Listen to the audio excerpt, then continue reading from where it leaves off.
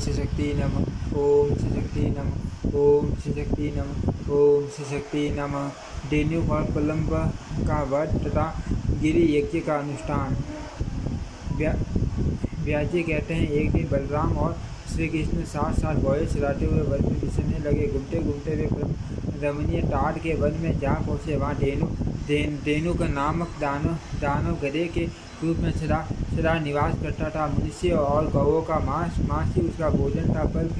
फल की समृद्धि से पूर्ण मनोर ताल वनों को देखकर गवाल बाल वहाँ के फल लेने को ललचा उठे और बोले, भैया राम हो कृष्ण धेनु का सूर सदा इस भूपाल की रक्षा करता है, इसीलिए ये ताड़ों के सुगंधित फल लोगों ने छोड़े रखे हैं।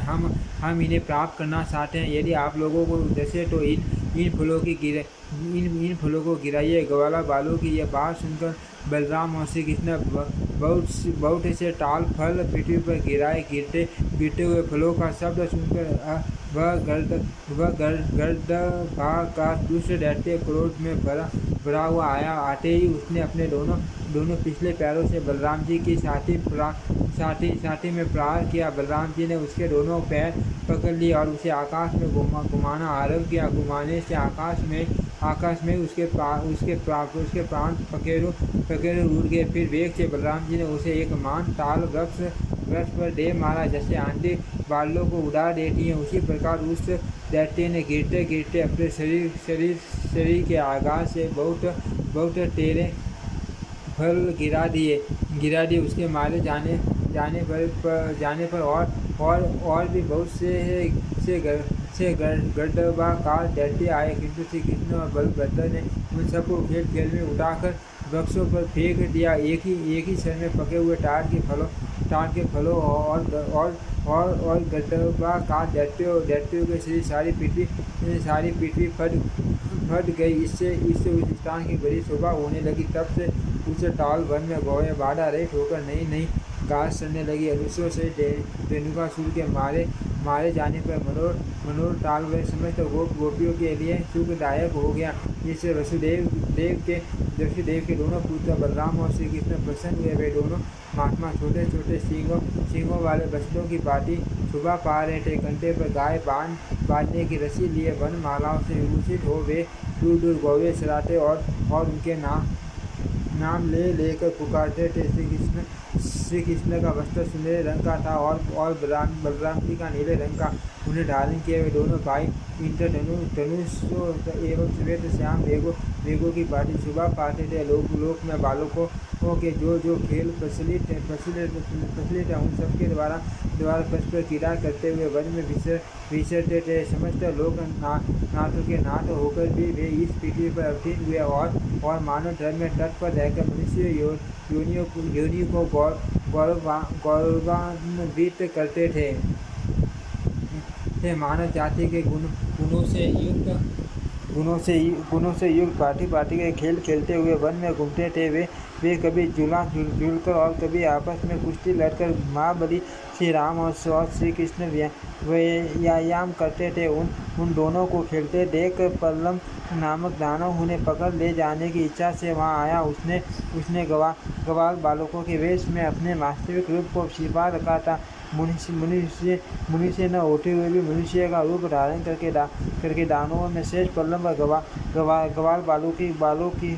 गवाल बालकों की उस मंडली में बेकट के जहाँ मिला। वह राम और कृष्ण दोनों का उठा ले जाने का अवसर ढूंढने लगा। उसने कृष्ण को तो सबटा अजय समझा। अट रोहिणी नंदा बलराम को ही मारने का निश्चय किया। तुरंत उन गवाल बालों में हरिना क्रीडन नाम के खेल आरंभ किया।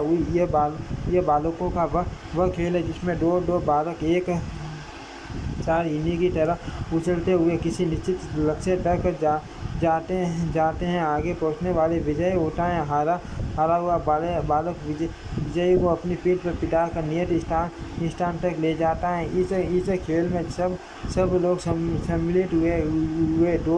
दो बालक एक साथ उछलते हुए चले।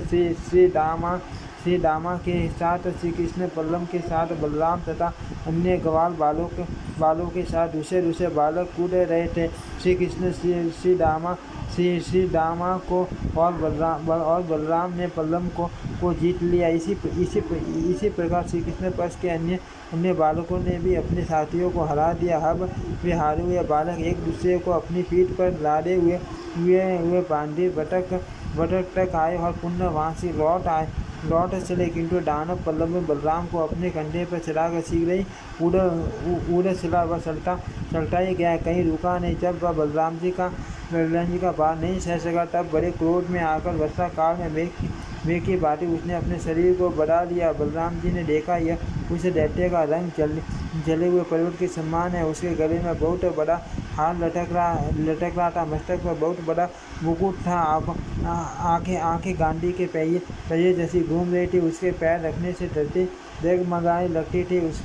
उसका रूप बड़ा ही भयंकर था। ऐसे राक्षस के द्वारा अपने को हरे जाते देख बलराम ने श्री कृष्ण से कहा, श्री कृष्ण इधर तो देखो, ग्वाला बालकों के वेश में छिपा हुआ कोई दैत्य मुझे हर कर लिए जाता है।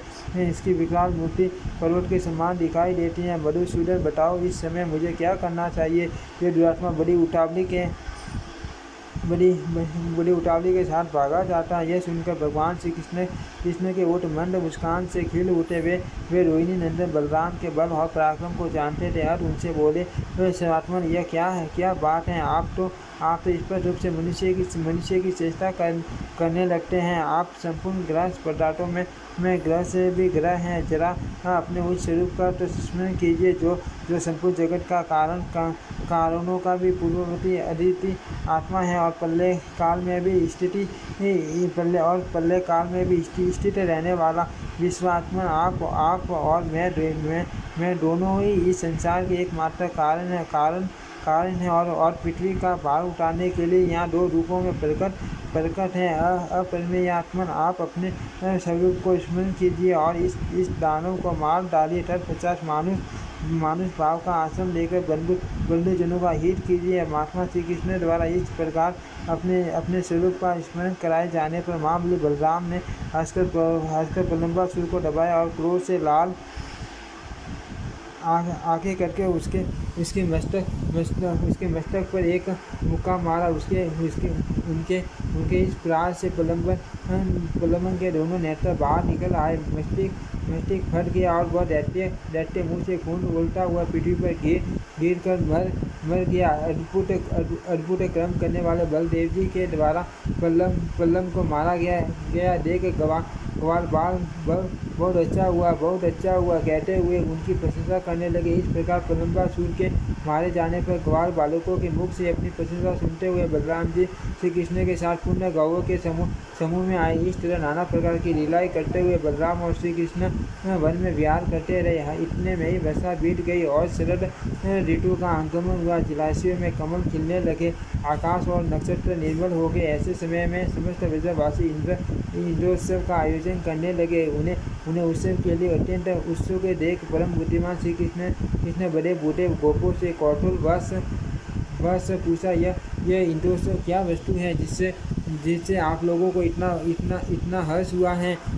श्री कृष्ण को अत्यंत आदरपूर्वक प्रश्न करते देख नंद गोप ने कहा, बेटा देवराज इंद्र मेघ और जल के स्वामी हैं। उन्हीं से प्रेरित होकर मेघ जल में रस की वृष्टि करते हैं। उस वृष्टि से ही अन्न पैदा होता है जिससे हम तथा अन्य देहधारी खाकर जीवन निर्वाह करते हैं और देवता आदि को भी तृप्त करते हैं। ये दूध और बछड़ों वाली कौवे इंद्र के बढ़ाए हुए अन्न से ही संतुष्ट हो हष्ट पुष्ट रहती हैं। जहाँ वर्षा करने वाले मेघ होते हैं वहाँ बिना खेती की भूमि नहीं दिखाई देती, कोई तन कष्ट नहीं रहता और वहाँ एक भी भूख से पीड़ित मनुष्य नहीं दृष्टिगोचर होता। मेघ सूर्य की किरणों द्वारा इस पृथ्वी का जल ग्रहण करते और फिर संपूर्ण लोगों की भलाई दिए उसे बसा देते। अर्थ वर्षा काल में जब सब राजलोग हम तथा अन्य देहधारी भी बड़ी प्रसन्नता के साथ उत्सव मनाते और देवराज इंद्र की पूजा करते हैं। इंद्र पूजा के विषय में नंद गोप का ऐसा कथन सुनकर भगवान दामोदर ने इंद्र को कुपित करने के उद्देश्य से कहा, पिताजी, हम लोग न तो खेती नहीं करते हैं और न व्यापारी जीविका चलाते हैं। हमारे देवता तो ये गौएं हैं, क्योंकि हम सब हम सब लोग वनवासी हैं। यह आणविक की तय वाता और दंड नीति, ये 4 प्रकार की विद्याएं हैं। इनमें से वाता का संबंध हम लोगों से है। अतः उसका वर्णन सुनिए। कृषि, वाणिज्य और पशुपालन, इन तीन मुखियों पर वार्ता अवलंबित रहती है। कृषि किसानों को बढ़ती और वाणिज्य क्रय विक्रय करने वाले व्यवसायों को हम लोगों की सबसे प्रधान बढ़ती है। गोपालन, इस प्रकार ये वर्ता के 3 भेद हैं। उपर्युक्त 4 विद्याओं में से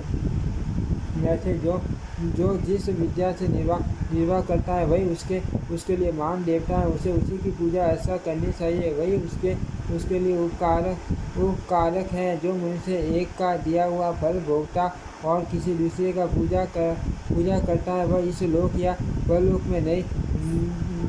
में कहीं भी कल्याण का भागी नहीं होता। हमारे इस वज्र की जो प्रख्यात सीमाएं हैं, उनका पूजन होना चाहिए। सीमा के भीतर वन है और वन के भीतर संपूर्ण पर्वत हैं, जो हमारे लिए परम आश्रय हैं। अतः हमें गिरियज्ञ और गो यज्ञ आरंभ करना चाहिए। इनसे से हमारा क्या लाभ होता है? हमारे लिए तो गौवे और गिरिराज ही देवता हैं। ब्राह्मण मंत्र युक्त यज्ञ को प्रधानता देते हैं।